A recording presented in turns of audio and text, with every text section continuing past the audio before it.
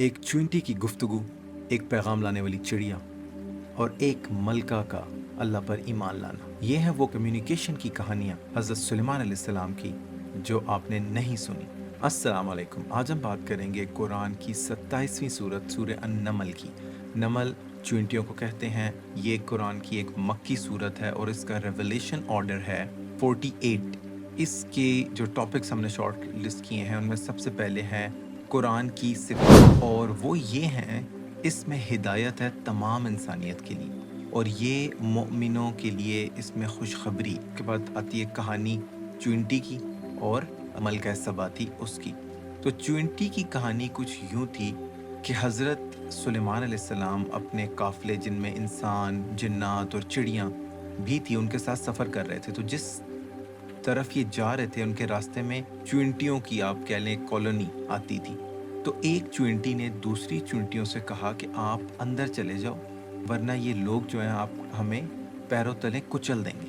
تو اللہ تعالیٰ نے حضرت سلیمان علیہ السلام کو یہ گفتگو سنوائی جس کے لیے وہ بہت شکر گزار تھے۔ اور پھر اسی میں آگے جا کے قصہ آتا ہے ملکہ سبا کا۔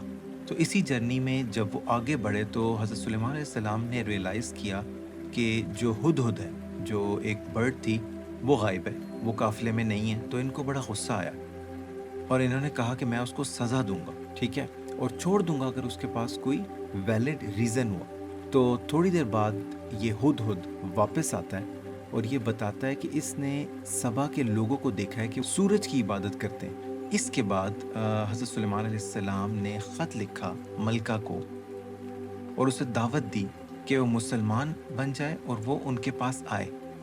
تو اس نے کیا کیا، اس نے ان کو کچھ تحفے، کچھ گفٹ دیے تاکہ یہ بہک جائیں، لیکن انہوں نے گفٹس واپس کر دیے۔ اور پھر اللہ تعالیٰ نے جو ان کو طاقت دی ہوئی تھی جنات کے ذریعے، انہوں نے کیا کیا کہ اس کی جو کرسی ہے اس کو اس کے سمیت ان کو اپنے پاس بلا لیا۔ اور پھر جب وہ ملکہ آئی تو اللہ تعالیٰ نے اس کو ہدایت دے دی۔ اس کے بعد توحید کا ذکر ہے۔ یہ بتایا گیا کہ اللہ تعالیٰ نے تخلیق کی زمینوں کی اور آسمانوں کی، اور اللہ تعالیٰ نے پانی اتارا جس سے باغ بنتے ہیں، اور اللہ تعالیٰ نے ندیاں، اللہ تعالیٰ نے نہریں اور پہاڑ بنائے، اور اللہ تعالیٰ ہر دعا مانگنے والے کی دعا سنتا ہے، اور اللہ تعالیٰ ہماری رہنمائی کرتا ہے زمین میں اور سمندر میں، اور اللہ تعالیٰ نے ہمیں بنایا اور ہمیں دوبارہ زندہ کرے گا۔ پھر اس کے بعد ذکر آتا ہے دابۃ الارض کا، جو کہ ایک جانور ہے جو صفا کی پہاڑی سے آئے گا اور لوگوں سے باتیں کرے گا۔ یہ قیامت کی نشانیوں میں سے ایک نشانی ہے۔ اور اس کے بعد آخر میں ذکر ہے سور کے پھونکے جانے کا، جو کہ 2 دفعہ پھونکا جائے گا۔